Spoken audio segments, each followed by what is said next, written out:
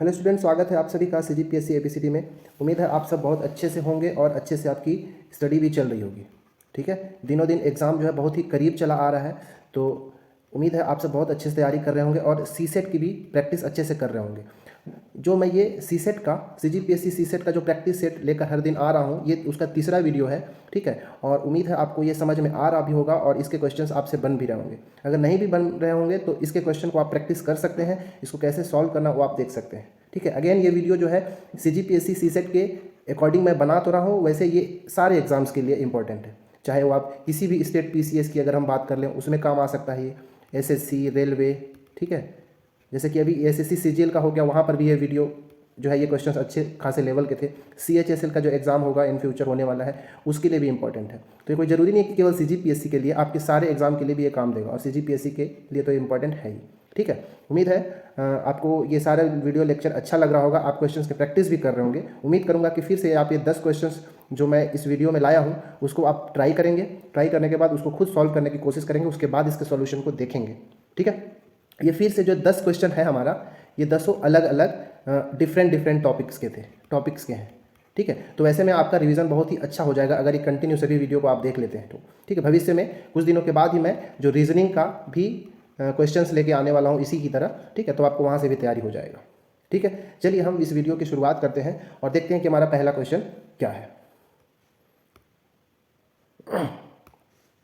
Question number 1 है। देखिए, इसमें जितने भी क्वेश्चंस हैं उसमें एक क्वेश्चन सॉल्व करने के बाद मैं एक एक क्वेश्चन आपके लिए होमवर्क के लिए तौर पर मैं छोड़ दे रहा हूँ यहाँ पे। ठीक है, तो आप उसका प्रैक्टिस भी उसी तरह करें जैसे मैं पहला क्वेश्चन को सॉल्व करूँगा। ठीक है, तो ये जो हमारा पहला क्वेश्चन है वो क्या है कि यदि 12 पुरुष या फिर 18 महिलाएं एक खेत की कटाई 7 दिनों में कर सकते हैं। ठीक है, तो बताइए कि 4 पुरुष तथा 8 स्त्रियां एक साथ मिलकर उस खेत की कटाई कितने दिन में कर पाएंगे। ठीक है, ये जो क्वेश्चन है ये टाइम एंड वर्क का है। ठीक है, कार्य और समय का है, या कार्य समय और मजदूर कह लें। ठीक है, वहाँ का है, वहाँ से क्वेश्चन इस टॉपिक से हमेशा एक बनता है। तो ये क्वेश्चन मेरा पहला है जो टाइम एंड वर्क का है। ठीक है, इसको आप पहले खुद से ट्राई करें अगर आपसे बनता है तो, नहीं तो मैं इसका सॉल्यूशन अब बताने वाला हूँ। अगर आपसे नहीं बनता है तो पहला क्वेश्चन को देखें और दूसरा क्वेश्चन आपके लिए होमवर्क। ठीक है, तो देखिए कैसे करना होता है। 12 पुरुष और 18, 12 पुरुष या 18 महिलाएं, ये यहाँ पर यदि तथा या और होता तो हमको उनको एक साथ लेके करना होता, बट ये एक खेत है, उस खेत को 12 पुरुष अकेले 7 दिन में कर सकते हैं, महिलाएं नहीं, या फिर 18 स्त्रियां ही 7 दिन में कर सकती हैं। ठीक है, तो देखिए हम इसको कैसे करेंगे। हम ये मान के चलेंगे कि एक पुरुष जो है एक दिन में M वर्क कर रहा है, एक पुरुष एक दिन में M वर्क कर रहा है और एक महिला एक दिन में W वर्क कर रहा है। M से मैन और W से वुमेन होता है। ठीक है, इसलिए मैं ऐसा ले रहा हूँ। ठीक है, तो देखिए एक पुरुष अगर एक दिन में एक काम कर रहा है तो 12 पुरुष एक दिन में कितना काम करेंगे, तो 12 × M काम करेंगे। ठीक है, और ये एक दिन का काम हुआ तो टोटल वो लोग कितने दिन में काम को खत्म कर रहे हैं, 7 दिन में काम कर रहे हैं। तो मैं यहाँ पे 7 का इंटू करूँगा, ये मैन। ठीक है, ये एक दिन का काम और टोटल कितना दिन में वो काम खत्म हो रहा हो, क्योंकि अब काम सेम है तो महिलाएं भी इसी काम को कर रही हैं, इसी के बराबर काम कर रही हैं। तो महिलाएं कितनी हमारे पास 18। एक महिला का एक दिन का काम कितना है, W है, और ये लोग कितना दिन का काम ले रहे हैं, 7 दिन तक काम कर रहे हैं। ठीक है, तो देखिए 12M × 7 और इधर 18W × 7, ये टोटल वर्क है। एक्चुअली में देखा जाए तो क्या है, कुल काम है कि कितना काम करना है उनको। ठीक है, ये कुल कार्य है, चाहे आप इसकी बात कर लें या इसकी बात कर लें, दोनों बराबर कार्य ही है। ठीक है, ठीक है, तो ये हम इसको यूज़ करेंगे टोटल कार्य की तरह। अब देखिए, अब यहाँ से हम भिन्न निकालेंगे कैसे, ये 7 और ये 7 कट गया। ठीक है, और इसको काटेंगे तो ये 6 दूनी 12 और ये 6 तिया 18 कट जाएगा। ठीक है, तो मतलब हमारे पास क्या बचा, 2M = 3W, इतना बचा हुआ है। अब यहाँ से हम निकालने वाले हैं कि एक आदमी का एक दिन में काम कितना होगा। ठीक है, M यहाँ पे हम सिंबल की तरह यूज़ किया तो उसके जगह हम एग्जैक्ट वैल्यू निकालेंगे कि एक आदमी एक दिन में कितना काम करेगा और एक औरत एक दिन में कितना काम करेगी। उम्मीद है इतना समझ में आया होगा। अब इसके बाद क्या करना है, जो यहाँ पे M और W के जो बगल में गुणांक है उसका LCM निकाल देना है। 2 और 3 का लघुत्तम कितना होता है, 6। तो ये 6 हम निकाल दिए, क्या इतना कार्य को मान लीजिए करना है। ठीक है, इतना हमारा LCM हो गया। अब यहाँ से 2M भी किसके बराबर है, 6 के बराबर है, तो यहाँ से M कितना हो जाएगा, 6/2 मतलब 3। ठीक है, एक आदमी एक दिन में 3 काम कर सकते हैं, 3 चेयर बना सकता है, आप ऐसे याद रखें। ठीक है, 3 चेयर बना सकता है। इसी तरह हमारे पास 3W = 6 हो जाएगा, तो 1W कितना हो जाएगा, 6/3 मतलब 2। मान लेते हैं कि एक महिला जो है एक दिन में 2 चेयर बना पाती है और एक पुरुष एक दिन में 3 चेयर बना पाती है। ठीक है ना, अब ये हमारा कुल कार्य था, चाहे इधर वाला या इधर वाला, तो हम कुल कार्य को हम यहाँ से निकाल सकते हैं। ठीक है, तो कुल कार्य कैसे, या तो इसमें M का वैल्यू रख दीजिए या फिर यहाँ W का वैल्यू रख दीजिए, दोनों से हमको सेम ही वर्क मिलने वाला है, तो कुल कार्य यहाँ से मिलेगा। ठीक है, देखिए कुल कार्य कैसे, तो मैं लेफ्ट वाला ले लेता हूँ। 12 × एक आदमी एक दिन में कितना काम कर रहा है, 3 काम कर रहा है, तो 12 × 3 और ये इंटू में 7, ये जो आ गया कुल इतना चेयर बनाना है, मान लेते हैं इतना कार्य हमारे पास टोटल बनाना है। ठीक है। अब देखिए, अब इस कार्य को करने के लिए हमको कितना 4 पुरुष और 8 महिलाएं को एक साथ मिला के करना है। ठीक है, तो देखिए हमने क्या देखा कि एक पुरुष एक दिन में 3 चेयर बना पा रहा है और एक महिला एक दिन में 2 चेयर बना रही है। तो जब ये 4 पुरुष और 8 महिला एक साथ काम करेंगी तो टोटल एक दिन में कितना कार्य होगा? तो ये 4 इंटू एक पुरुष एक दिन में 3 काम, प्लस ये 8 महिलाएं हैं और एक महिला एक दिन में 2 काम, तो ये 4 तिया 12 प्लस ये 8 दूनी 16। ठीक है, तो 16 12 28, ये 28 चेयर एक दिन में बन पाएगा। अगर 4 पुरुष और 8 महिला एक साथ काम करेंगी तो एक दिन में 28 चेयर बन पाएगा। और टोटल हमको कितना चेयर बनाना है? ये 12 इंटू 3 इंटू 7, इतना चेयर बनाना है। अब देखिए समय कैसे निकालेंगे, क्योंकि हमको समय तो निकालना है कि टोटल कार्य ये 4 पुरुष 8 दिन में, 4 पुरुष और 8 महिलाएं कितने दिन में करेंगे। तो टोटल कार्य ये हमारे पास है 12 इंटू 3 इंटू 7, और उनका एक दिन का काम कितना है भाई? 16 12 28। ठीक है, अब इसको हमको सॉल्व कर देना है तो हमें समय मिल जाएगा। तो 7 चौको 28 और ये 4 तिया 12, तो ये 3 तिया 9 मिल गया। मतलब ये 4 पुरुष और 8 महिलाएं मिलके 9 दिन में इस काम को खत्म कर देंगे। तो इसका आंसर जो हो जाएगा बी हो जाएगा। ठीक है, उम्मीद है आपको ये समझ में आया होगा। अब हम चलते हैं क्वेश्चन नंबर 2 की ओर। ये क्वेश्चन नंबर जो नीचे है ये सेम टाइप का क्वेश्चन है, इसको आपको होमवर्क करना है और कमेंट बॉक्स में आंसर बताना है। ठीक है, चलिए क्वेश्चन नंबर हम 2 की ओर बढ़ते हैं। क्वेश्चन नंबर 2 जो है समय, दूरी और चाल से संबंधित है। ठीक है, ये क्वेश्चन नंबर 2, ये जो टॉपिक है समय, दूरी और चाल का है। समय, दूरी और चाल, टाइम, डिस्टेंस और स्पीड का है। ठीक है, चलिए तो ये दोनों क्वेश्चन लगभग सेम तरह का है, तो मैं एक क्वेश्चन बस करूंगा, दूसरा क्वेश्चन आपको सेम करना है। इसको मैं 2 तरीके से बताऊंगा। ठीक है, आपको जो अच्छा लगे उस तरीके से आप कर सकते हैं। देखिए क्वेश्चन क्या है, एक व्यक्ति 3 समान दूरियों को क्रमशः 3 किलोमीटर प्रति घंटे, 4 किलोमीटर प्रति घंटे और 5 किलोमीटर प्रति घंटे की चाल से 47 मिनट का कुल समय लेते हैं लोग। ठीक है, तो बताइए कि कुल दूरी कितना है। इसको आप निकालने के लिए एक्चुअली ये वाला क्वेश्चन आपके लिए होमवर्क होगा, क्योंकि इसके पहले के वीडियो में मैं बताया हूँ कि ये इनका, क्योंकि हमको कुल समय दिया हुआ है। ठीक है, और दूरी निकालना है, तो दूरी बराबर क्या होता है? चाल गुना समय होता है। ठीक है, दूरी मैं बस यहाँ पे हिंट दे रहा हूँ, ये आपको खुद बनाना है, बहुत आसान क्वेश्चन है। तो दूरी होता है चाल गुना समय, लेकिन चाल हमारे पास 1 2 3 चाल दिया हुआ है। एक चीज़ और मेंशन किया हुआ है कि क्या है, ये समान दूरियां हैं। तो मैं इसके पहले वाले वीडियो जो सेकंड लेक्चर था, सेकंड टेस्ट वाला सीरीज था, उसमें मैं बताया था कि जब समान दूरी हो तो औसत चाल कैसे निकालते हैं। तो 3 4 और 5 का औसत चाल निकाल के यहाँ पे रख देना है, और समय आपको ये 47 मिनट दिया है। ठीक है, ये किलोमीटर प्रति घंटे में, तो चाल भी किलोमीटर प्रति घंटे में आएगा, और जो समय 47 मिनट है उसको 60 से भाग देके समय निकाल लेना, फिर गुना कर देंगे तो आपको यहाँ से टोटल आपको दूरी पता चल जाएगा कितना आएगा। ठीक है, तो ये आपका होमवर्क है, मैं इस क्वेश्चन को बताने वाला हूँ। ठीक है, चलिए देखिए बहुत अच्छा क्वेश्चन है। ए और बी एक ही समय पर 40 किलोमीटर प्रति घंटे और 50 किलोमीटर प्रति घंटे की चाल से चलना आरंभ करते हैं। ठीक है, यदि यात्रा पूरी करने में ए को बी से 15 मिनट का अधिक समय लगता है तो बताइए कि कुल दूरी कितनी थी। इसको समझिए क्या है, जैसे मान लेते हैं ये 2 प्लेस है पी और क्यू। ठीक है, ए और बी 2 आदमी है, ये मान लो ए है और ये बी है, दोनों यहाँ से एक साथ चलना शुरू करते हैं। लेकिन जो ए है इसकी चाल कितनी है? 40 किलोमीटर प्रति घंटे, और जो बी है ये भी यहीं से एक ही साथ चलना शुरू कर रहे हैं, लेकिन इसकी चाल जो है 50 किलोमीटर प्रति घंटे की चाल से। ठीक है, अब इसकी चाल कम है तो ये धीरे चलेगा, और इसकी चाल अधिक है तो जल्दी पहुंचेगा। तो बी जो है यहाँ से यहाँ तक जल्दी पहुंच जा रहा है, और उससे जस्ट 15 मिनट के बाद, क्योंकि ये 40 के स्पीड से जा रहा है ए, तो 15 मिनट अधिक समय ले रहा है, तो 15 मिनट के बाद यहाँ पे पहुँचता है। मतलब ये कह सकते हो कि दोनों के द्वारा लिया गया समय जो है क्या है? 15 मिनट का अंतर है। ठीक है, ये ए जो है बी से 15 मिनट अधिक ले रहा है, इसका मतलब तो यही समझ में आ रहा है। ठीक है, तो बताना है कि कुल दूरी कितनी है, यहाँ से यहाँ तक की दूरी कितनी हमको ये बताना है। दूरी ये दोनों के लिए समान है, उसी समान दूरी को बी जल्दी कवर कर दे रहा है और ये लेट से कवर कर रहा है। मान लेते हैं, पहले मेन मेथड जो होता है वो मैं बता रहा हूँ। मानते हैं कि ये दोनों पी और क्यू के बीच में जो दूरी है, डिस्टेंस है, उसको हम x किलोमीटर हम ये मान के चलते हैं। ठीक है, चलिए अब इसमें क्या है, देखिए अब हम दोनों के लिए हम समय निकाल लेंगे।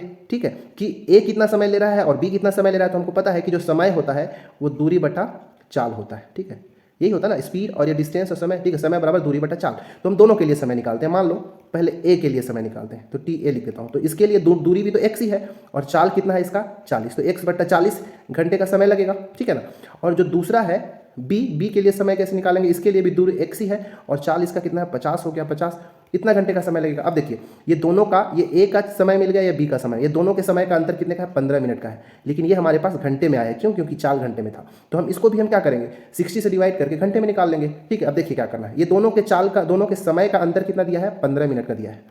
T A minus T B का अंतर क्या दिया है? 15 मिनट का। इस मिनट को हम 60 से अगर भाग दे देंगे तो ये घंटे में कन्वर्ट हो जाएगा। ठीक है ना, चलिए अब देखिए टी ए में से टी बी को ही घटाना पड़ेगा, क्योंकि ए की जो समय है वो अधिक है, क्योंकि ये धीरे चल रहा था, और बी की समय अधिक है तो इसका समय कम लगेगा। तो हम बड़े में से छोटा घटाएंगे तो 15, तो ये हो गया x बटा 40 माइनस ये x बटा 50 और इधर अंतर कितने का था 50 मिनट का 15 मिनट का, तो इसको हम घंटे में बदलने के लिए 60 से भाग देंगे, ठीक है ना।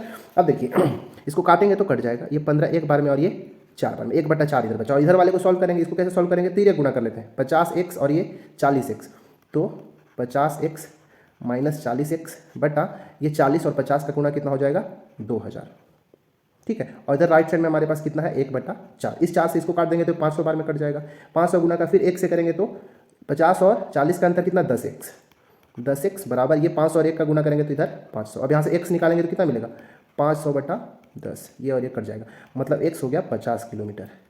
दोनों स्थानों के बीच की दूरी कितनी है 50 किलोमीटर, तो इसका हमारा आंसर जो हो जाएगा ऑप्शन नंबर सी हो जाएगा, ठीक है। एक दूसरा, ये तो मेन मेथड होता है, ठीक है। एक और शॉर्टकट मेथड होता है, वो देखिए समझते हैं।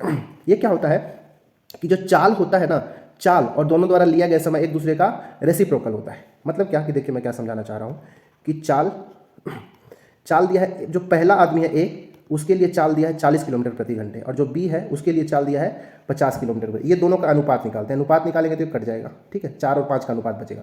तो जो चाल का अनुपात होता है उसको अगर उल्टा कर देंगे तो हमको समय का अनुपात मिलेगा, मतलब ये 5 और ये वाला हो जाएगा 4, ये समय का अनुपात होता है। देखिए अब ये समझ सकते हैं कि 4 की स्पीड से जा रहा है तो इतना 5 समय ले रहा है, और 5 की स्पीड से बी जा रहा है तो 4 समय ले रहा है। तो समय, ये समय देखिए, ये बी का समय कम लग रहा है, ए का समय का अधिक लग रहा है, तो इसका अंतर कितना होगा 1। लेकिन 1 के बजाय हमको क्वेश्चन में कितने मिनट का अंतर दिया है 15 मिनट का अंतर दिया है, ठीक है। तो 1 इकाई जो है किसके बराबर है 15 मिनट के बराबर है। तो हमको ये 5 इकाई कितने का होगा, तो इसको हमको 15 का गुना करना पड़ेगा, क्योंकि 1 से 15 गुना 15 होता है, ठीक है। तो 15 × 5 = 75, ये 75 मिनट, ठीक है। मतलब ए को 75 मिनट का समय लग रहा है, और बी को, अगर बी का हमको समय निकालना होता तो इसमें 15 का गुना करते तो 15 × 4 = 60 मिनट का समय लगता। अब चूंकि हमको दूरी निकालना है, ठीक है, तो दूरी होता है चाल गुना समय, ठीक है।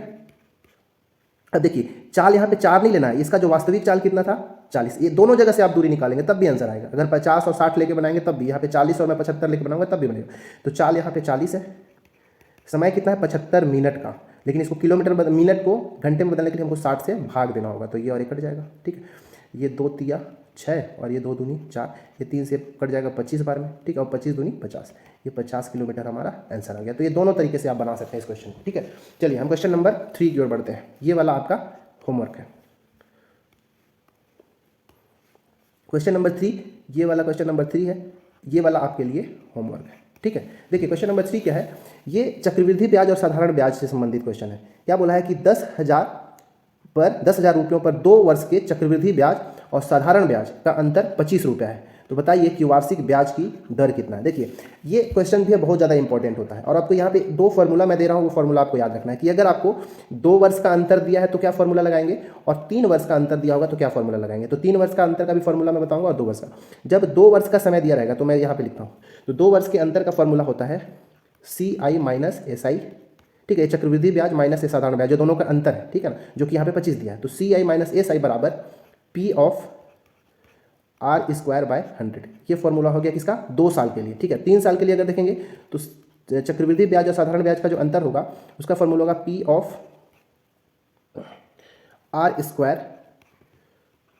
300 + R, ठीक है, और बटा में 100 का क्यूब, क्योंकि 3 साल का है तो यहाँ पे 100 का क्यूब हमको लेके बनाना होगा, ठीक है। उम्मीद आपको समझ में आ रहा है। अब देखिए CI क्या है और ये चक्रवृद्धि ब्याज है साधारण ब्याज, ये दोनों का अंतर यहाँ पे 25 दिया है। R क्या है दर, ठीक है, दर जो कि हमको इस क्वेश्चन के लिए निकालना है, और P क्या है मूलधन जो यहाँ पे हमको दिया है। तो जो चीज़ यहाँ पे दिया रहेगा आपको वहाँ पे रख देना, और जो अननोन चीज़ होगा वहाँ से निकाल लेंगे। यहाँ पर भी ये 3 साल के लिए CI और SI का अंतर होगा, ये मूलधन, ये R दर होगा, दर का स्क्वायर, 300 + R ये भी दर है, और यहाँ 100 की घात 3 है। तो इस क्वेश्चन में अगर इस फॉर्मूले को लगाएंगे, ठीक है, तो आपका काम बन जाएगा। इसमें धन राशि ने मूलधन निकालना है, तो मूलधन ये वाला, इसका हमको अंतर दिया हुआ 3 साल का कितना 31, तो इसकी जगह 31। P हमको निकालना है तो इसको छोड़ देंगे, R की वैल्यू दी है 10, तो 10 10 रख के बना देंगे, आंसर आ जाएगा। मैं क्वेश्चन नंबर इसको बताने जा रहा हूँ, ठीक है, इस फॉर्मूले का यूज़ करके। तो देखिए 2 वर्ष के चक्रवृद्धि ब्याज का अंतर कितना 25, तो CI - SI की जगह जो अंतर दिया है वो हमको यहाँ पे 25 लग देना है, ठीक है। P मूलधन हमको दिया है 10,000 रुपये, तो मैं यहाँ पे लिख देता हूँ 10,000 रुपये, ठीक है। R स्क्वायर, R तो हमको निकालना है तो R को R ही छोड़ देंगे, और बटे में ये क्या है, सॉरी ये 100 का स्क्वायर होता है, फॉर्मूला को आप थोड़ा सा देख लेंगे, ये 100 स्क्वायर, यहाँ पे 100 की घात 3, ठीक है। तो 100 स्क्वायर मतलब ये यहाँ पे मैं लिख देता हूँ 100 का स्क्वायर। अब इसको थोड़ा सिंप्लीफाई करेंगे तो ये 10,000 × R स्क्वायर, और ये 100 का स्क्वायर जो होता है ये भी 10,000 होता है, ठीक है। और इधर हमारे पास लेफ्ट साइड ना 25 बचा हुआ है, ठीक है, मैं ये 25 को यहाँ पे लिख देता हूँ, ये 10,000 से 10,000 खत्म, आर स्क्वायर का वैल्यू हो गया 25, ठीक है। तो आर कितना हो जाएगा, इसका वर्गमूल 25 का, 25 का वर्गमूल कितना होता है 5, ये 5% हमारा आंसर हो जाएगा। तो इसका आंसर जो होगा ऑप्शन नंबर ए, ठीक है। ये क्वेश्चन नंबर जो 2 है इसके लिए आपको इस फॉर्मूले से बनाना है, आंसर आ जाएगा, ठीक है। चलिए क्वेश्चन नंबर 4 की ओर बढ़ते हैं। क्वेश्चन नंबर 4 है हमारे लिए, एक व्यक्ति 10,000 रुपये का ऋण लेता है, उसका एक भाग वो 8% की दर पर एक बैंक से लेता है और दूसरा भाग को 10% वार्षिक दर से दूसरे बैंक से लेता है। अनंतर वह कुल ब्याज के रूप में 950 रुपये वार्षिक भुगतान करता है, तो उसका पहले बैंक से लिया गया ऋण ज्ञात कीजिए, ठीक है। बहुत ही ज़्यादा अच्छा और इंपॉर्टेंट क्वेश्चन है, ठीक है। चलिए देखते हैं कैसे इसको करना होता है। दूसरा क्वेश्चन ये आपके लिए होमवर्क है, इसी की तरह बनाना है, ठीक है। अब इस क्वेश्चन को ध्यान से समझना है क्या बोलता है। जैसे एक व्यक्ति है वो 10,000 रुपये लोन लेता है, ठीक है, 10,000 रुपये, लेकिन एक ही बैंक से नहीं लेता है, दो अलग अलग बैंक से लेता है। मान लो ये पहला बैंक को ए नाम दे देता हूँ और दूसरा बैंक को बी नाम दे देता हूँ, ठीक है। पहले बैंक से भी कुछ पैसा लेता है और दूसरे बैंक से भी कुछ पैसा लेता है, लेकिन कितना कितना नहीं लेता है पता नहीं। तो वही क्योंकि निकालना है कि पहले बैंक से कितना, तो ये वाला चीज़ हमको निकालना है, ठीक है। तो पहले बैंक से कितना पैसा लिया है वो निकालना होगा। तो पहले बैंक से जो पैसा लिया उसके लिए ब्याज की जो दर है वो 10% दिया हुआ है और दूसरे बैंक के लिए जो है ब्याज दर वो है 8%, ठीक है। अब इसको कैसे किया जाए भाई, तो चलिए इसको सॉल्व करने का मैं तरीका बताता हूँ। इसमें क्या करना है, जो यहाँ पे हमको एक औसत ब्याज दर निकालना होता है। क्या निकालना होता है, औसत ब्याज दर, ठीक है। कैसे निकाला जाएगा औसत ब्याज दर वो देखिए। तो जो पहला बैंक और ये दूसरा बैंक, ठीक है, तो पहला बैंक से कितना रेट है 10%, ठीक है। चलिए औसत ब्याज दर कैसे निकालेंगे मैं यहाँ पे बताता हूँ। ब्याज दर का फॉर्मूला हमको पता है, दर क्या होता है, ब्याज गुना 100, ये ब्याज आई मतलब ब्याज, ब्याज गुना 100 बटा मूलधन गुना समय, ये फॉर्मूला होता है दर का, ठीक है। तो यहाँ से आपका दर निकल जाएगा। अगर दर का फॉर्मूला नहीं भी याद है तो साधारण ब्याज का लगाएंगे, वहाँ से भी दर निकल जाएगा। तो ब्याज कितना का मिल रहा है भाई 950, तो 950 यहाँ पे लग देते हैं, ठीक है।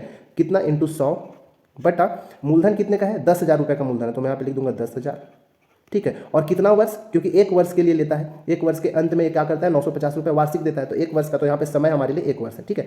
अब ये 2 से 2 जीरो खत्म, 1 से 1 जीरो खत्म, और 95/10 का मतलब 9.5%। ये 9.5 क्या हुआ, औसत ब्याज दर आ गया, ठीक है। अब ये ब्याज दर का यूज़ क्या होने वाला वो देखिए। तो पहले बैंक से 10% के दर से ब्याज लिया था और दूसरे से 8%, ठीक है, यहाँ पे हम लिख दिए, ठीक है। और जो औसत ब्याज दर कितना आया 9.5, तो ये 9.5 को आप यहाँ पर लिख दीजिए, ठीक है। अब इसका अंतर निकालना है हमको, क्रॉस टाइप का, इसका और इसका, ये दोनों का अंतर को हमको यहाँ लिखना है और ये दोनों के अंतर को हमको यहाँ पे लिखना है। तो जो अंतर मिलेगा ये दोनों का, वो जो अनुपात मिलेगा, वो अनुपात, ये जो पैसा 10,000 लिया गया है वो किस किस अनुपात में दोनों बैंक से लिया गया है वो मिल जाएगा यहाँ पे, ठीक है। तो 10 में यदि 9.5 आप घटाएंगे तो हमको क्या मिलेगा, 10 में 9.5 घटाने पर हमको मिलेगा 0.5, ठीक है, आ रहा है समझ में। और यदि ये 8 में से हम ये 9.5, हमेशा माइनस को नहीं लिखना, आपको बड़े में से छोटा घटाना है। 9.5 में से अगर 8 को घटाएंगे तो आपको मिलेगा 1.5, ठीक है, इस अनुपात में। अब ये परसेंट आ रहा है दोनों ना, ये परसेंट, तो परसेंट जो है कट जाएगा, मतलब हमारे पास अनुपात में बचेगा 1.5 अनुपात 0.5, ठीक है। अब देखिए इसको थोड़ा हल करेंगे तो पॉइंट हट जाएगा, तो हमारे पास बचेगा 15:5। इसको काट देंगे, 5 एक बार में और 5 दिया 15, मतलब 3:1। इस अनुपात में जो है ये 10,000 रुपया लिया गया है, समझ आ रहा है ना, 3:1 के रूप में ये पैसा लिया गया है। अब हमको निकालना है कि वो क्या निकालना कि पहले बैंक से कितना ऋण लिया गया है। तो देखिए जो पहला बैंक से जो ऋण लिया गया है ये टोटल कितना लिया गया है, 3 और 1 4, 4 में से 3 लिया गया है पहले बैंक से, समझ में आ रहा है ना। तो देखिए अब हम क्या करते हैं,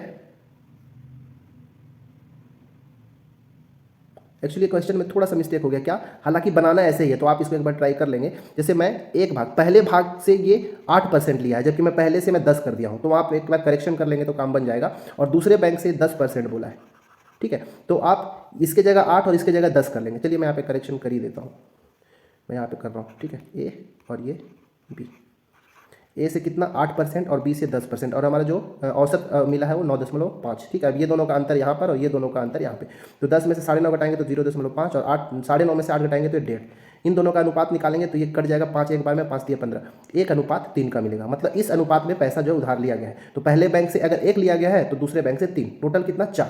अब देखिए कि पहले बैंक से कितना पैसा लिया गया था ऋण, वो कैसे निकालेंगे। तो पहले बैंक से 1 कितने में से, तो 3 और 1 4 में से, तो नीचे लिख देंगे हम 4, और टोटल पैसा कितना लिए हो आप 10,000 रुपये, तो हम यहाँ पे लिख देंगे 10,000। अब इसको काट दो, ये 2500 बार में ये कट जाएगा, तो इसका आंसर जो हो जाएगा 2500 रुपये, ठीक है। अगर दूसरे बैंक से, इसका आंसर हो जाएगा 2500, ये ऑप्शन नंबर ए।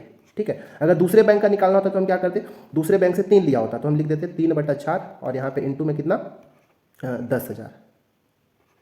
ठीक है, इसको काट देते तो ये 2500 और 2500 गुना 3 7500 इसका आंसर आ जाता। ठीक है, समझ में आ रहा है ना। तो ऐसे करना था। ये वाला क्वेश्चन नंबर 4 आपका होमवर्क है। यहाँ पे थोड़ा सा मिस्टेक हो गया था तो उसको मैं यहाँ पे करेक्शन कर दिया हूँ। चलिए क्वेश्चन नंबर हम 5 की ओर बढ़ते हैं। क्वेश्चन नंबर 5, इसके लिए अभी आपके पास एक होमवर्क है, ये वाला होमवर्क है आपका। ठीक है। क्वेश्चन नंबर 5 है कि चंदू एक घड़ी लेता है। ठीक है, चंदू ने एक घड़ी अंकित मूल्य पर 20% की छूट पर खरीदा। ठीक है, उसे अंकित मूल्य पर ही यदि वो बेचे तो लाभ प्रतिशत बताइए। क्वेश्चन को समझिए, जैसे एक घड़ी है, इस घड़ी पे कुछ पैसे का रेट लिखा हुआ। अंकित मूल्य क्या होता है, जो उस घड़ी के ऊपर लिखा हुआ था, जो टैग में लिखा हुआ होता है। ठीक है ना। अब वो जो चंदू है इस घड़ी को 20% डिस्काउंट पर उसको खरीदता है। ठीक है, जितना भी इस पे रेट लिखा होता है उसका 20% डिस्काउंट करवा लेता है। इसके बाद रेट जितना लिखा होता है इतना ही रेट पर वो क्या करता है, उस घड़ी को बेच देता है। ठीक है, तो बताइए कि उसको लाभ कितने का मिला। क्वेश्चन समझ में आ रहा है ना। तो आप इसको 100 मान के भी बना सकते हैं। जैसे अब देखिए कैसे 100 मान के, एक दूसरा तरीका भी बताऊंगा। तो 100 वाला हालांकि यहाँ पे ईजी होगा। ठीक है, 100 से मैं बना देता हूँ। मान लेते हैं कि ये जो घड़ी है उस घड़ी पर जो अंकित मूल्य, एमपी मतलब मार्क प्राइस, अंकित मूल्य हम ये मान के चलते हैं कि 100 रुपये है। ठीक है, माना। अब चंदू क्या करता है, इसमें 20% डिस्काउंट करवाता है। तो चंदू कितने में खरीदता है भाई उसको, ये 100 रुपये में 20% डिस्काउंट कराता है, मतलब 80% में खरीदता है। तो ये कट गया ये, तो मतलब वो 100 रुपये का जो अंकित मूल्य था उसको चंदू 80 रुपये में खरीदता है। लेकिन अब वो बेच कितने में रहा है, 100 रुपये में ही, जो अंकित मूल्य है उतने में ही बेच दे रहा है। ठीक है, तो एसपी कितना हो गया भाई, ये 100 रुपये में ही उसको बेच रहा है। अब 80 में वो खरीदा है और 100 रुपये में बेच रहा है वो, तो उसको लाभ कितने का मिला है, प्रॉफिट कितने का मिला भाई। तो हम एसपी में से सीपी को घटा देंगे, 100 में से 80 घटा दिए तो 20 रुपये का वो लाभ कमा रहा है। अब लाभ का हमको प्रतिशत चाहिए ना, प्रॉफिट परसेंट। तो प्रॉफिट परसेंट कैसे निकालते हैं, जो लाभ है उसको लिखिए ऊपर। खरीदा कितने में था भाई, वो 80 रुपये में। 100 नीचे रख के नहीं बनाना है, जो खरीदा होता है वास्तव में वो नीचे रखा जाता है। तो 80 और इंटू 100, ये परसेंट बन गया। तो 20 चौके 80 और ये 25 चौके 100, मतलब उसको चंदू को 25% का यहाँ पे लाभ हो गया। तो इसका आंसर हो जाएगा ऑप्शन नंबर 1। ठीक है, क्वेश्चन नंबर 2 आपको बनाना है, ये आपका होमवर्क है। ठीक है चलिए क्वेश्चन नंबर हम 6 की ओर बढ़ते हैं। क्वेश्चन नंबर 6 और 7 आपके लिए होमवर्क है। क्वेश्चन नंबर 6 क्या है कि ए एक वस्तु बी को 20% लाभ पर बेचा। ठीक है, बी उसे सी को 25% लाभ पर बेचा। तदनुसार सी उस वस्तु के लिए 1200 रुपये दिया। ठीक है, तो उस वस्तु का आरंभिक लागत मूल्य क्या था, मतलब ए जब उसको खरीद कर लाया था तो वो कितने रुपए का था, हमको ये बताना है यहाँ पे। ठीक है, तो देखिए इसको 2 तरीके से बता सकते हैं। पहला, जैसे अगर मैं रेशियो मेथड से अगर इसको मैं सॉल्व करूँ तो कैसे करते हैं वो देखिए। पहले एक, जैसे ये 20% है, 20% का मतलब क्या होता है 20/100। 20/100 इसको अगर काटेंगे तो मिलेगा 1/5। इसी तरह यहाँ पे 25% है, 25% का मतलब होता है 25/100। इसको काटेंगे तो आपको मिलेगा 1/4। अब यहाँ से रेशियो मेथड से ऐसे ही बनेगा, मतलब जो ए है वो 5 रुपये में खरीदा है तो 1 रुपये बढ़ा के बी को दे देगा। ठीक है, तो देखिए ध्यान से, ए और बी का, ए कितने में खरीदा उसको, नीचे वाला ले लेना है 5। ठीक है, ए उसको 5 में खरीदा था, लेकिन 5 और 1 6 बढ़ा के किसको दे दिया, बी को। तो बी के लिए 6 और ए के लिए हो गया 5। अब बी और सी के लिए देखिए क्या दिया हुआ है, बी का 1/4। हम ये मान के चलते हैं कि बी उसको 4 रुपये में खरीदा था और 1 बढ़ा के उसको सी को दे दिया 5 रुपये में। ठीक है, अब देखिए, अब यहाँ से इसको अगर आप सॉल्व करेंगे तो जो यहाँ पे अनुपात हमको यहाँ पे मिलने वाला है ए और सी का मिलने वाला है, बी वाला जो है ये कट गया। ठीक है, अब इसको थोड़ा हल सिंप्लीफाई भी कर सकते हैं। तो ये अनुपात किसका मिला, ए और सी का अनुपात मिला। ये 5 और 5 को चलिए काट दीजिए, एक बार में कट गया। ये 2 दूनी 4 और 2 तिया 6, 1 और 2 का गुना 2, 3 और 1 का गुना 3। ये ए और सी का अनुपात हो गया, मतलब ए कितना में खरीदा और सी कितना में खरीदा है। उम्मीद है आपको ये समझ में आ रहा होगा। ठीक है, तो अब देखिए, अब बी सी जो है उस वस्तु के लिए कितना रुपये दिया था, 1200। तो सी के लिए हमारे पास क्या आया है, ये 1200 रुपया क्वेश्चन में दिया है। ठीक है, ये कितना गुना है, ये 400 गुना है। अब ये 400 गुना है तो जो ए को पड़ा होगा ये भी 400 गुना होगा। ठीक है, तो 4 दूनी 800, मतलब ए जो है उसका प्रारंभिक मूल्य जो था वो ए उसको कितने में, 800 में खरीदा था। यही वाला उसका आंसर हो जाएगा। तो इसका हमारा आंसर हो जाएगा आंसर नंबर डी। दूसरा तरीका क्या होता है कि हम ये मान के चलेंगे कि वस्तु का जो प्रारंभिक कीमत था वो 100 रुपये था। ठीक है, 100 रुपये का था, पहले वो 20% लाभ पर ए जो है बी को बेच दिया, मतलब एक्स का 120% में वस्तु बेचा गया। ठीक है, तो एक्स का 120% निकाल दिए। अब क्या किया गया, ये बी इतना रुपए में बेचा था बी को, ए जो है बी को इतने रुपए, पहले तो ए इतना में खरीदा, अब 120% करके दिया तो ये बी के लिए इतना हो गया पूरा। यहाँ से यहाँ, ये वाला बस ए का था, लेकिन यहाँ से यहाँ जो है बी के लिए हो गया। ठीक है, बी इतना में लिया। अब बी क्या करता है, सी को बेचता है 25% लाभ पर, तो इसका 25% लाभ मतलब 125% कर दीजिए। अब ये पूरा यहाँ से यहाँ तक जो ये सी का लागत मूल्य हो गया, सी इतना में खरीदा है, लेकिन सी वास्तव रूप से कितना में खरीदा है, 1200 रुपये में खरीदा है। अब इसको हमको बस सॉल्व कर देना है कि ठीक है, इसको 120 से इसको काटेंगे तो ये 10 बार में कट जाएगा। ठीक है, ये 25 पंचे 125, 25 चौके 100, ये 5 एक बार में कट जाएगा और ये 20 बार में कट जाएगा। तो 20 चौके 80, नीचे एक ऊपर 80 और 10 का गुना हो जाएगा 13 गुना, तो 100 हो जाएगा 800 रुपये। मतलब 800 रुपये उसका प्रारंभिक कीमत था। ये दूसरा तरीका। ठीक है, चलिए नेक्स्ट क्वेश्चन में करते हैं। ये वाला क्वेश्चन आपको खुद करना है, देखते हैं बना पाते हैं कि नहीं, कमेंट बॉक्स में आंसर देना है। चलिए क्वेश्चन नंबर हम 7 की ओर बढ़ते हैं।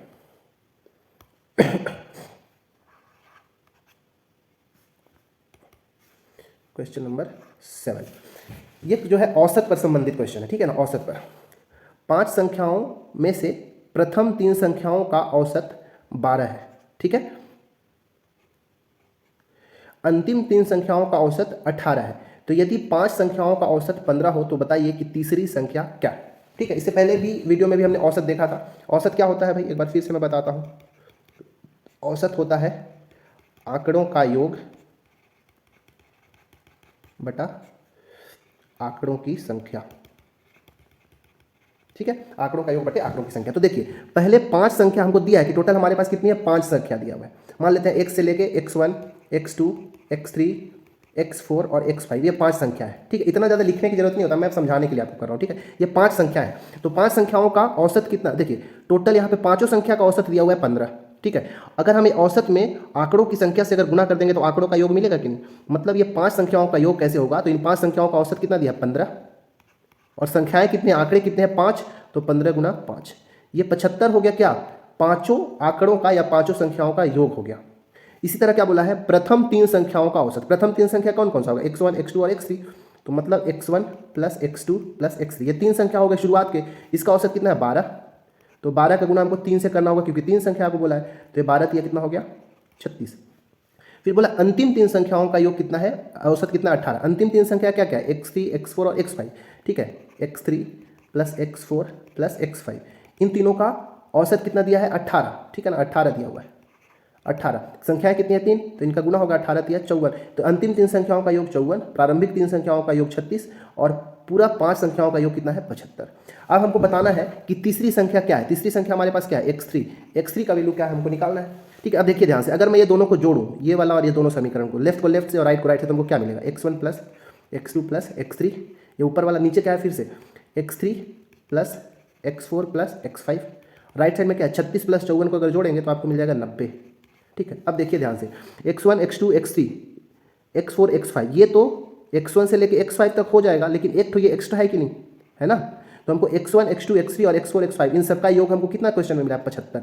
तो ये x3 को छोड़ दीजिए और बाकी की जगह लिख दीजिए 75 बराबर 90। अब इसको इधर ले जाके घटा देंगे तो x3 कितना हो जाएगा, 90 माइनस 75, मतलब 15 इसका आंसर हो जाएगा। ये समझाने के लिए इतना है। ठीक है, लेकिन इसका हम डायरेक्ट क्या करते हैं कि जो टोटल संख्या है 5, तो उसका औसत कितना होता था भाई, योग 75। ठीक है, और ये 12 दिया है, तो 12 अगर 3 संख्याओं का है तो 12 3 36, और ये 18 3 18 3 54, ये दोनों को जोड़ दे तो मिलता 90, और 90 में इस 75 को घटा देते तो हमको डायरेक्ट 15 मिल जाता है आंसर। तो ये वाला क्वेश्चन जो है आपका होमवर्क है, इसको ऐसे करना है। चलिए क्वेश्चन नंबर नेक्स्ट की ओर बढ़ते हैं। ठीक है, अगला जो क्वेश्चन है ये मिश्रण पर है। ठीक है, और ये 10वां क्वेश्चन आपके लिए होमवर्क होगा। ठीक है, मिश्रण पे क्या है कि एक मिश्रण में अम्ल और पानी का मात्रा का अनुपात 1:3 है। ठीक है, इसको 2 तरीके से बनाएंगे, एक एक्स मान के बताएंगे, एक हम रेशियो मेथड से बना लेंगे। ठीक है, उसी मिश्रण में 5 लीटर अम्ल और डाल दिया जाए तो मिश्रण का अनुपात 1:2 हो जाएगा। तो उस नए मिश्रण में कुल कितने मात्रा में लीटर में होगा, कुल नए मिश्रण में कुल मात्रा कितना हो जाएगा, हमको ये बताना है। ठीक है, तो देखिए अगर हम एक्स मान के बनाएंगे तो देखिए क्या करना है, ये अम्ल है एक और ये क्या है, पानी है। ठीक है, पुराना मिश्रण जो हमारे पास अम्ल और तो जो ये वाला अम्ल को मान लेते हैं हम 1x मान लिया, और जो नीचे जो पानी दिया उसको हम 3x मान लेते हैं। ठीक है, ये पुराना मिश्रण है। इस पुराने मिश्रण में क्या अम्ल कितना जोड़ दिया गया, 5 लीटर, और जल में तो नहीं जोड़ा गया, अम्ल में ही जोड़ा गया, तो मैं यहाँ पे 5 जोड़ दिया। इसमें जोड़ा, इसमें तो नहीं जोड़े। अब हमारे पास अनुपात कितना हो गया, जो नया मिश्रण बन के तैयार हो गया वो अनुपात 1:2 का हो गया। तो यहाँ पे लिख दूंगा 1 और यहाँ पे लिख दिया मैं 2। ठीक है ना, अब देखिए क्या करना है, अब यहाँ से हमको x का वैल्यू बताना है। ठीक है, तो कैसे निकालेंगे, 3 गुना करेंगे, तो इसका गुना करेंगे तो हमको कैसे मिलेगा, 2x प्लस 10, ये 2 का गुना है दोनों के साथ, तो 2x प्लस 10 बराबर 1 का गुना इसके साथ, तो 3x। ठीक है, इस 2x को हम इधर ले जाएंगे तो 10 बराबर 3x माइनस 2x तो मिलेगा x बराबर 10। मतलब x का वैल्यू कितना मिला 10। ठीक है, मतलब अब यहाँ पे अब हमको क्या बताना है कि नए मिश्रण में कुल कितनी मात्रा लीटर में है, कुल कितनी मात्रा नए मिश्रण बन के। तो पुराना मात्रा मिश्रण हम निकालते हैं। तो पुराना वाले में देखिए इसको 1x लिया और 3x लिया है। ठीक है, 1x और 3x। तो 1x का मतलब क्या है, x का वैल्यू क्या है 10, तो 1 प्लस 1 इंटू 10 ये 10 हो गया। और 3x का मतलब हो गया 3 इंटू 10 मतलब 30। पुराने वाले में कितना था 30 और 10 40 लीटर का मिश्रण था। लेकिन नया मिश्रण के लिए हमने क्या किया 5 लीटर और यहाँ पे हमने अम्ल मिलाया है। तो 40 लीटर पहले का और 5 लीटर बाद का, तो 40 और 5 कितना 45 लीटर। ये हमारा जो है आंसर हो जाएगा। इसका सही आंसर जो है ऑप्शन नंबर डी होगा। ठीक है, चलिए इसको एक दूसरे तरीके से हम सॉल्व करते हैं। कैसे देखिएगा, जैसे जो पुराना मिश्रण है हमारे पास शुरू वाला, मान लो शुरुआत वाला मिश्रण ए है, उसमें जो अम्ल है एसिड लिख देता हूँ और जो पानी है उसके लिए वाटर लिख देता हूँ। ठीक है, तो इसमें कितना कितना अनुपात था भाई 1 और 3 का अनुपात था। ठीक है, 5 लीटर उसमें जैसे ही और अम्ल मिलाया गया, ये वाला और मिलाया गया, तो अनुपात कितना हो गया 1 और 2 का अनुपात हो गया। ठीक है, देखिए हमने अम्ल मिलाया है तो यहाँ पे अम्ल तो सेम दिख रहा है, जबकि अम्ल क्या होना चाहिए बढ़ना चाहिए। लेकिन यहाँ पे हमने पानी तो मिलाया नहीं था, तो ये दोनों सेम होना चाहिए कि नहीं। तो हमेशा इसमें आपको ये ध्यान देना है कि क्या चीज़ किस में चेंज नहीं हो रहा है। तो अगर आप ध्यान से इसमें देखेंगे तो पानी में कोई भी चेंजेस नहीं आ रहा है। तो इस पानी को हमको सेम बनाना है। ठीक है, तो इस पानी को हम सेम कैसे बनाएंगे, यहाँ पे पानी 2 है, यहाँ पे 3 है, तो ये वाले 3 का गुना आपको यहाँ और यहाँ 2 जगह कर देना है। और ये जो इसका 2 था इसका गुना आपको यहाँ और यहाँ कर देना है। ठीक है, अब ये कितना बन के तैयार हो गया अभी देखिए, ये और ये, तो ये हो गया 2 और ये 3 दूनी 6, ये हो गया 3 और सॉरी ये 2 है। ठीक, और ये 3 दूनी 6। अब पानी बराबर हो गया दोनों मिश्रण में, क्योंकि पानी को तो हमने जोड़ा ही नहीं था, तो पानी तो दोनों में सेम ही होगा। ठीक है, अब देखिए ये 2 से 1 बढ़ा और 3 हो गया। ठीक है, 1, लेकिन ये 1 कितना दिया है क्वेश्चन में, हम कितना मिला है 1 की जगह 5 लीटर मिलाए हैं। ठीक है ना, ये 1 लीटर नहीं मिलाए, हम 5 लीटर मिलाए हैं। तो 1 में हम 5 का गुना करेंगे तभी तो जाके 5 आएगा। ठीक है, समझ में आ रहा है कि नहीं। अब देखिएगा हमारा आंसर क्या आएगा। इसमें हमको 5 गुना करना पड़ा। ठीक है अब 5 करना पड़ा, मतलब इन सबको भी हमको बनाने के लिए 5। तो नया मिश्रण जो हमारे पास नए मिश्रण में क्या है 6 और 3 दिया हुआ है। तो ये 6 और 3 कितना हो गया, अगर इसको जोड़ेंगे तो 9 है। लेकिन जब 1 को 5 गुना किए तो हमको इस 9 को भी 5 गुना करना पड़ेगा और 9 बन के 45 लीटर हमारा आंसर हो जाएगा। इसका आंसर ठीक है। चलिए नेक्स्ट क्वेश्चन में हम चलते हैं। अगर समझ में नहीं आता है तो वीडियो को आप रिवाइंड करके भी देख सकते हैं। ठीक है, चलिए क्वेश्चन नंबर हम नेक्स्ट पढ़ते हैं।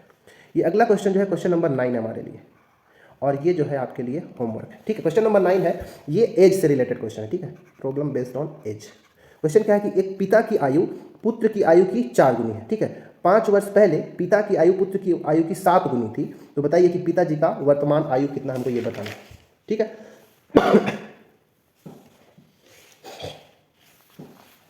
चलिए देखिए कैसे करना है। मैं ऊपर क्वेश्चन नंबर 9 को सॉल्व करता हूँ, नीचे वाला क्वेश्चन आपका होमवर्क है। ठीक है, मैं यहाँ पे बनाता हूँ ये फादर और यहाँ पे लिख दिया हूँ सन। ठीक है, दोनों का अनुपात लिखता हूँ। अभी वर्तमान आयु का अनुपात क्या बोला है, पिता की आयु पुत्र की आयु की 4 गुनी है। मतलब अगर पिताजी पुत्र अगर 1 है तो पिताजी का उम्र 4 गुनी, मतलब 1 गुना 4 करना होगा। ठीक है, तो ये उनके वर्तमान उम्र का अनुपात हो गया। पुत्र को 1 लिए तो पिताजी उसके 4 गुना हो गए। अब 5 साल पहले, ठीक है, इससे वर्तमान से 5 वर्ष अगर पूर्व जाएंगे तब क्या बोला है भाई उसका कि पिताजी की आयु पुत्र की आयु की 7 गुनी थी। मतलब ये अगर 1 है तो ये कितना हो जाएगा 7 हो जाएगा। उम्मीद है आपको इतना समझ में आया होगा। ठीक है, दूसरे x मान के भी हम बना सकते हैं। ठीक है, अब देखिए ये 5 वर्ष, ये वर्तमान से पहले जाएंगे तो 5 वर्ष का अंतर होना चाहिए इसमें। ठीक है, लेकिन 5 वर्ष का अंतर तो है नहीं, तो उसको कैसे, अब यहाँ पे अंतर अगर देखेंगे तो 0 का अंतर मिल रहा है, यहाँ पे अंतर देखेंगे तो 3 का मिल रहा है। उसको सेम कैसे बनाएंगे, तो सेम बनाने का तरीका है कि पहले ये दोनों अंतर को देखिए। ये दोनों का अंतर कितने का है 3 का, और यहाँ पर ये दोनों का अंतर कितने का है 6 का। अब ये हमको ये अंतर को सेम बनाना। इस अंतर को सेम बनाने का तरीका है कि ये वाला 3 है तो इस 3 का गुना यहाँ और यहाँ कर दीजिए, और ये 6 का गुना यहाँ और यहाँ का कर देंगे। तो अब ये क्या हो जाएगा, देखिए यहाँ से 7 तिया 21 ये वाला, और ये 1 तिया 3 हो गया, ये फादर और ये सन, और ये 6 चौके 24, और ये हो गया 6 एकम 6। ठीक है, अब देखिएगा यहाँ पे, अब यहाँ पे अंतर कितने का 21 में से, मतलब ये 24 का है तो ये 3 घटाएंगे तो यहाँ पे 5 साल पहले वाला पहुँच गए। यहाँ पर भी 3 घटाएंगे तो 5 साल पहले पहुँच गए। उम्मीद है समझ में आ रहा होगा। ठीक है, ये जो है 24 और 6 वर्तमान हुआ, लेकिन 5 साल पहले गए तो 21 और 3 हो गया। लेकिन क्या ये 3 दिया है क्या हमको, 5 वर्ष पहले जा रहे हैं ना भाई, तो ये तो 3 दिया है, तो इस 3 को कैसे 5 बनाएंगे। तो इस 3 को 5 बनाने के लिए हमको इस 5 को 3 से भाग देना होगा, 5/3 का गुना करना पड़ेगा।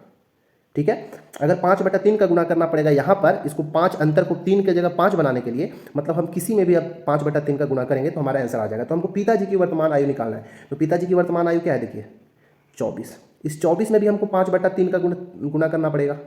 ठीक है। तो देखिए इस 24 में अगर मैं 5/3 का गुणा करूँगा तो 3 अट्ठे 24 और 8 पंचे 40, 40 वर्ष जो है पिता का उम्र हो जाएगा। इसका आंसर हो जाएगा ऑप्शन नंबर ए।